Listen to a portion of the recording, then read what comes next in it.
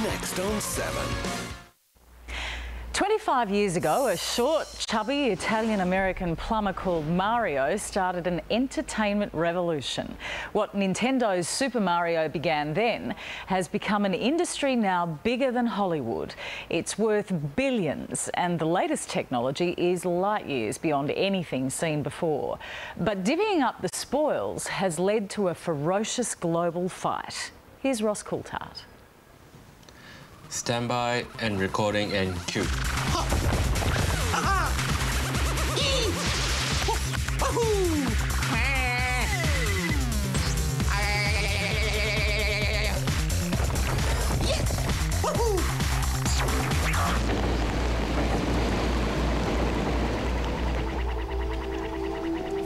Years ago, I came here to study Japanese ways and culture.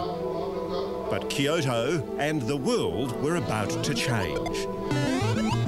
The fascinating thing about this beautiful and very traditional Japanese city is that at the same time, it was also producing an artistic genius whose creation took the world by storm. The guy just gets it, man. I mean, he's always been the forefront of the industry. 25 years ago, Shigeru Miyamoto created a little plumber called Mario. In a quarter of a century, Mario has sold 250 million games. I am trying to make games that make people happy. Mario ignited the world's fascination with gaming. Should we jump? Let's jump. 1, 2, 3, jump! As the decades sped by, video games grew from a niche market to a global industry. Mario launched Japan's dominance. In fact, he's the best-known game character on Earth. Everybody likes to have fun. Everybody likes to relate to a character who's full of joy and love and happiness and sense of adventure. Thank you very much. These are the greatest characters that have ever been made. It's Mario, the incredible everyman plumber. It's almost Shakespearean in a way. You know, you have an everyman plumber who falls in love with a princess and spends his life in adventure rescuing her. But where Japan was the pioneer, it now lags behind the pack.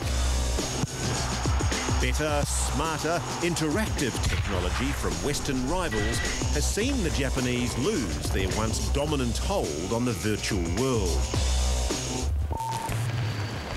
In a Tokyo backstreet is a small club where game creators talk shop.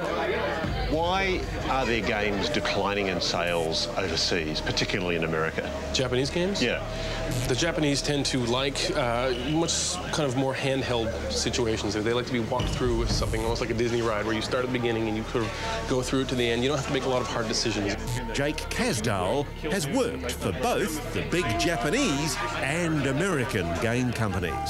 Where the American games these days, and not just American, but I'm saying Western games in general, you know, real decision-making and real moral quandaries and, you know, these big, wide, open worlds to explore. It's a totally different formula. The formula now is a cutting-edge mix combining sci-fi, hi-fi, home entertainment, interactivity, and active, not passive play. This is Kinect, the Xbox controller that Microsoft claims will revolutionise not just games, but the computer world. The video game industry around the world is about $70 billion. And in Australia alone, that's $2 billion. That makes it bigger than the movie business, bigger than the DVD business or the music business. So there's a lot at stake. A lot at stake. Anything that you can imagine doing with your body and any application you can imagine doing with your voice, you've now got a device that could potentially deliver that experience to you. And from that point of view, the possibilities are endless.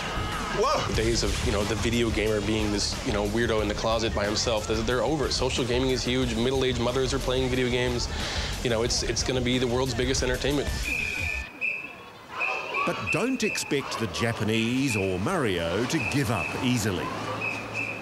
Soon, Nintendo will release its handheld 3DS, making Mario and other games or movies three-dimensional.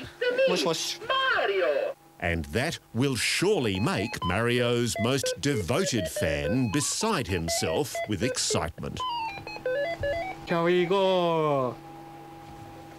And if you wanted proof about the popularity of video games, consider this. When Call of Duty Black Ops was released earlier this month, a staggering 5.6 million copies were sold for $360 million in just one day. Unbelievable. That's much more than any movie on any opening weekend. Back in a moment with the images and sounds from the past year on Sunday night. Yeah, yeah.